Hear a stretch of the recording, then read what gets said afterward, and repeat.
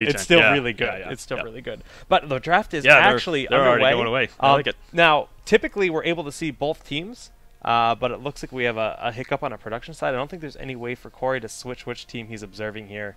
Again, Heroes is an alpha. Eventually we'll have a full draft system. Our system is pretty unique. We have two computers set up where we try to bounce between the two different teams to look at their perspective of what they're picking, but we're just going to have to look from Cloud9's perspective.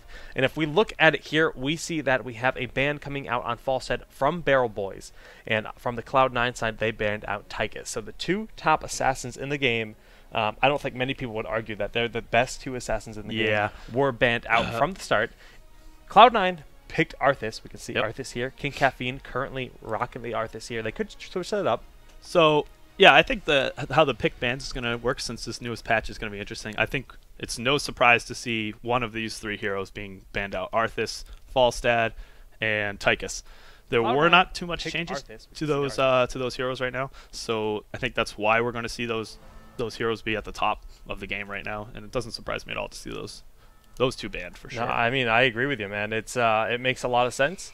And I think it's smart by both teams. A really nice start here to the draft. Yeah. Okay. So moving down from that, we have Arthas, Tassadar, and Vala. So Tassadar is interesting. He received a lot of very small changes since the patch.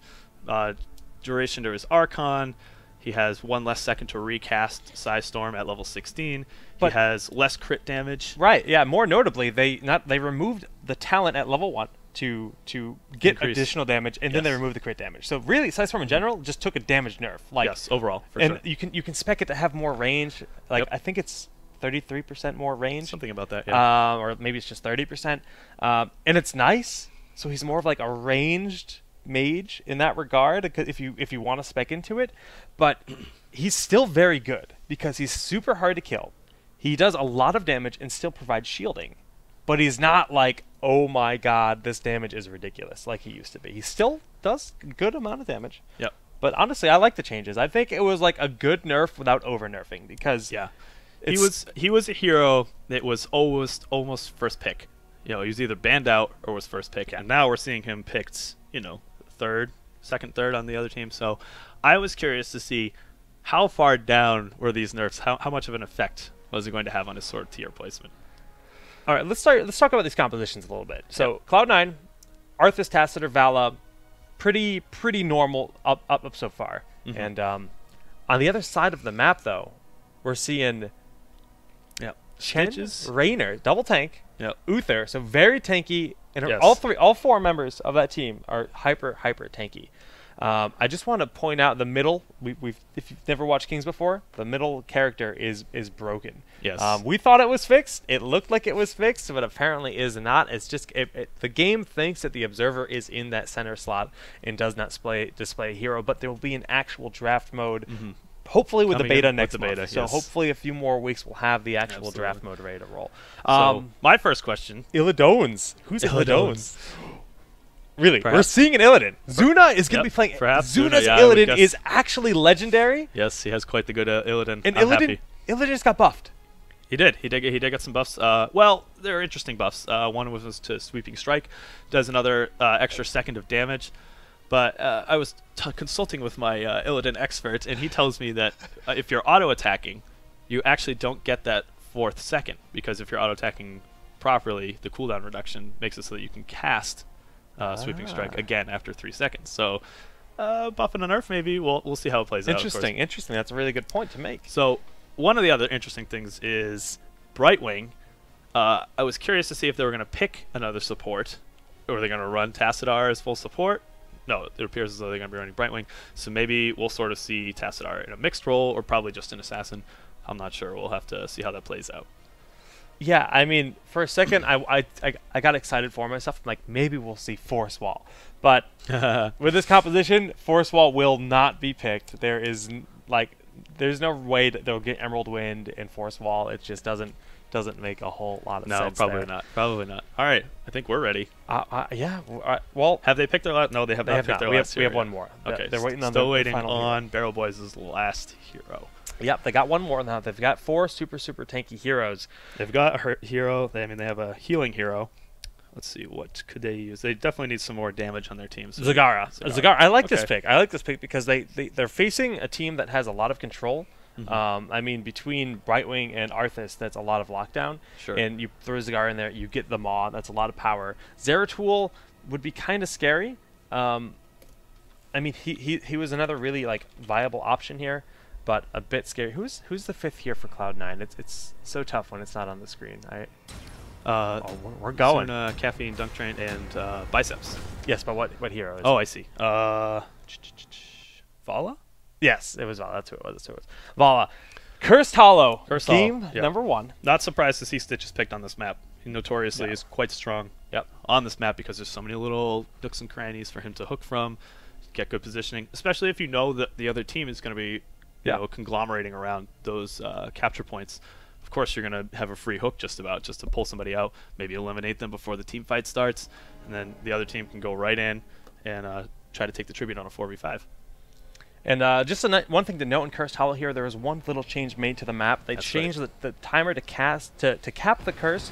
It used to be 7 seconds. It is now a 6-second cap to grab the tribute. That might alleviate some of the... Oh my goodness, look at these BlizzCon mounts. Nexus Chargers. That's actually the Cloud9 Maelstrom mount. That's actually their color scheme. This is the Cloud9 Maelstrom mount.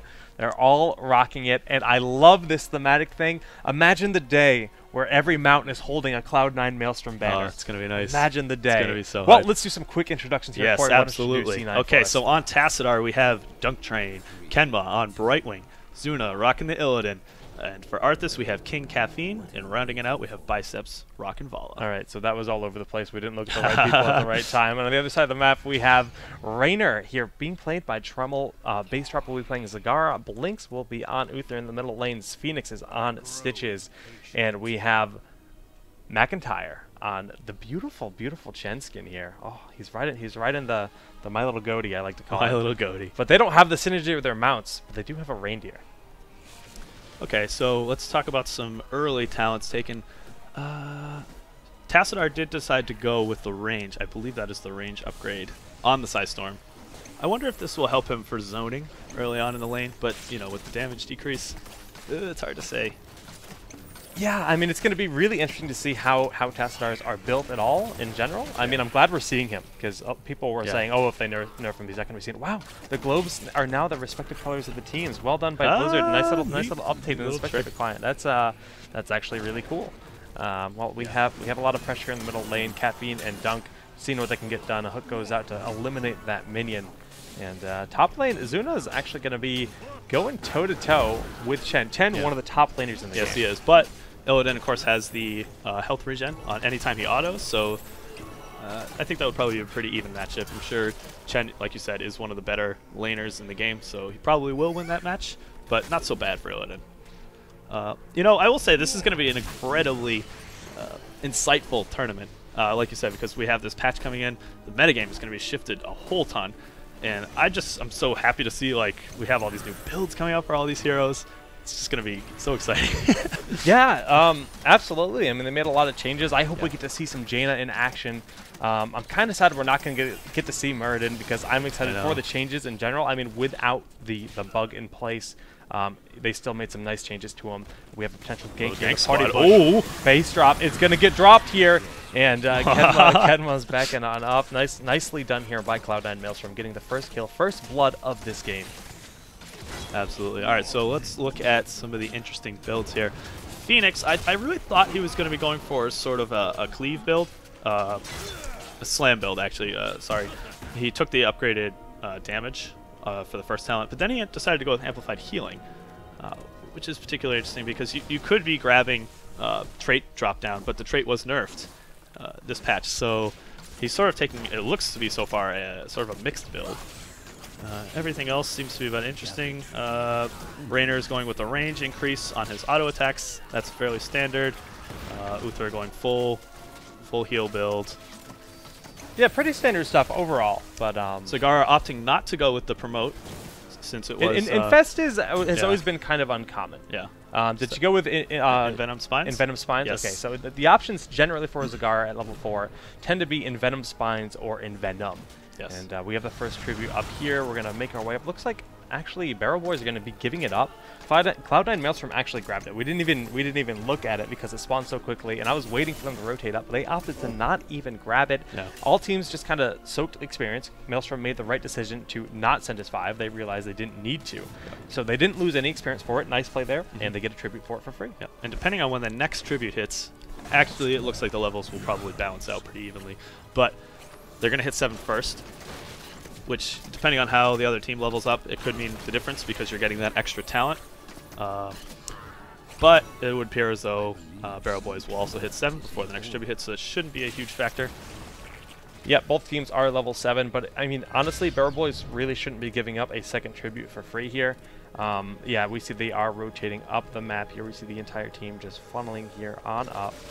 Yeah, as my mouse pad is not large enough to scroll entirely, here we are at the tribute. A big hook there on King Caffeine, but that's not the target you want to get. MacGyver is actually going to get dropped here really quickly.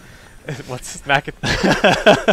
And Trumbull, nice howling blast there from Arthas, you know, just keeping them locked down with the storm on top. Tribute taken in the back by Biceps, and they're just going to back on up here. You know, the hook was there. Yeah. The hook was achieved, but it wasn't the target they wanted, and it ended up being unfavorable because Cloud9 just went right on in to help Arthas get out. It was sort of like, yeah, he gets the hook, and it was very advantageous for C9 because it said, hey, actually, you just pull one of our tanks, and we'll send the other tank up. This will zone you out. You guys are trying to DPS our tanks down. While you're doing that, and they're not dying, by the way, we're going to take the second tribute. This opens up a whole world of opportunities for C9 in this situation. They can give up the next following tributes. They can decide to soak while the other team is grabbing the tributes. They can take the Golem. They can take all the camps on the map. They have so many options. Yeah. It's so easy for them to just say, we'll give up this tribute because we know the other team has to grab it.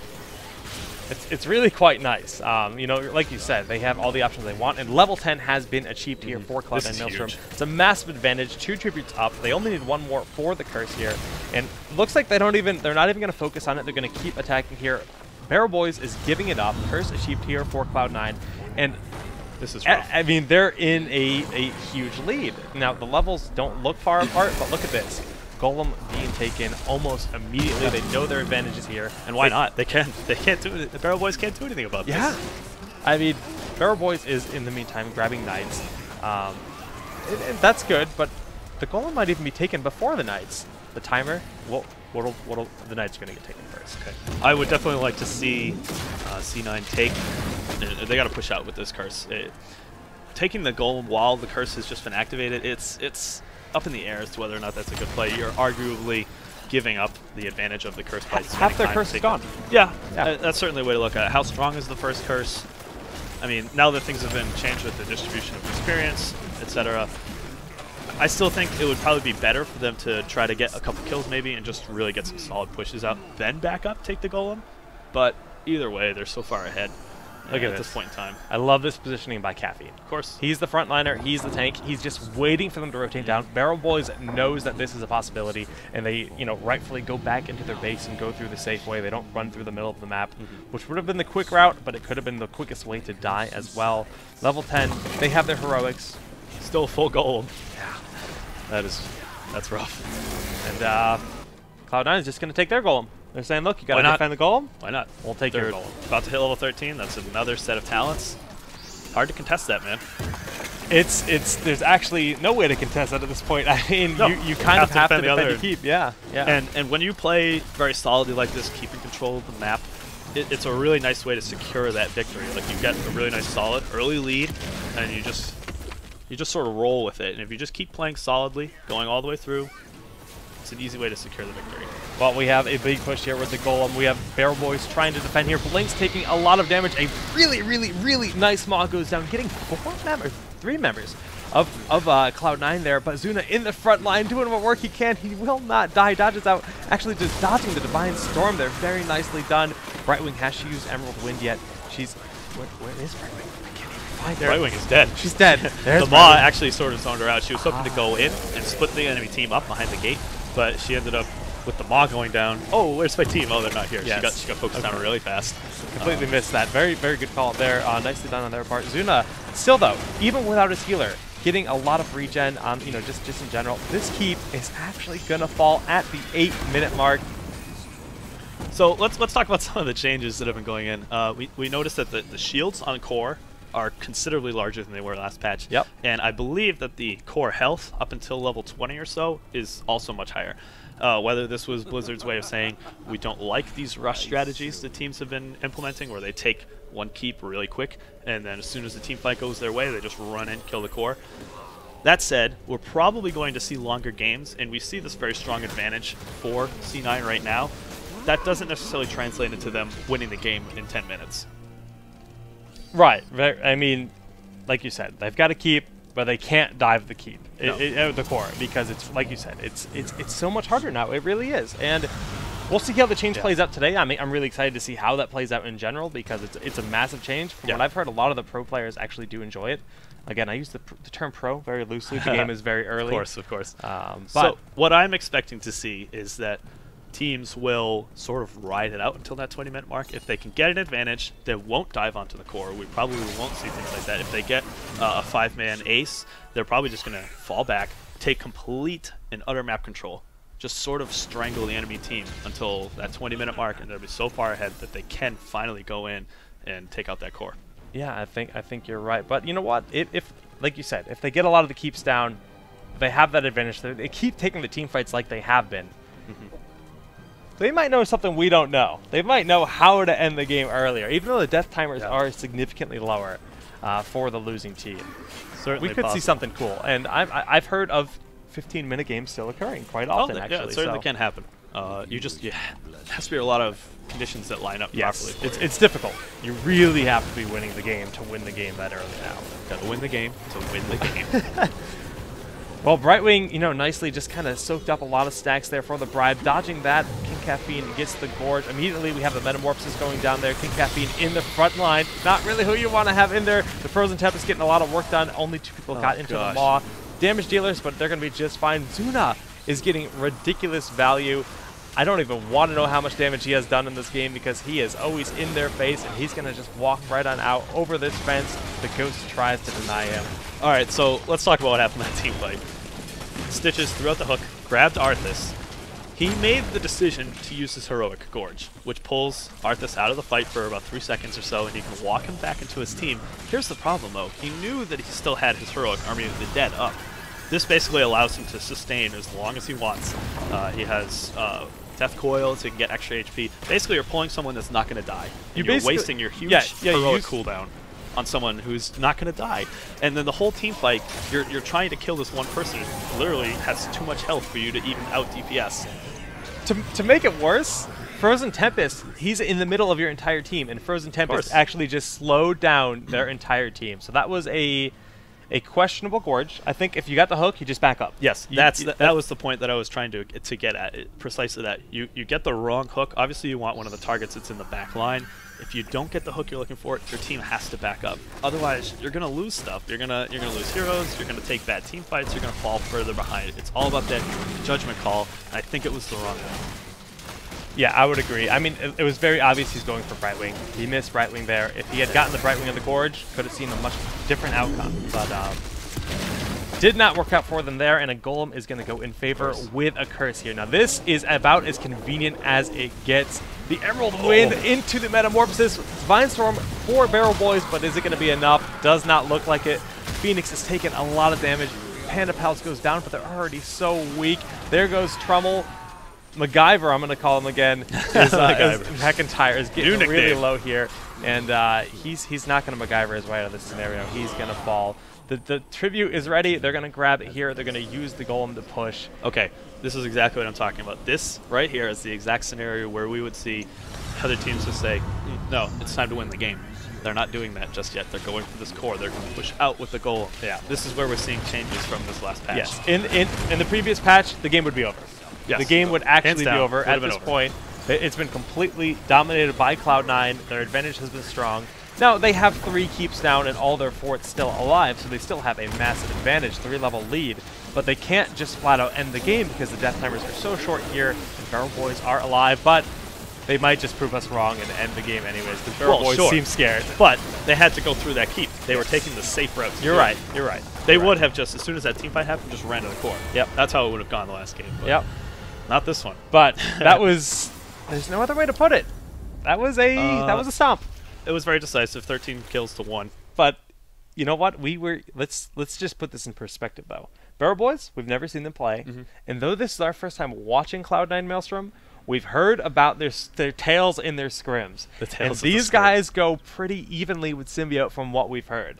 They're at the upper tier of the teams, which is why we're so excited to see them play. It's made up of team or players that are from 2 very, very strong teams. Of course, the C9 team won at BlizzCon, and then you have 3 members formerly from Liquid, which also was a really, really strong team going up until BlizzCon. And you're just merging these 2 teams together.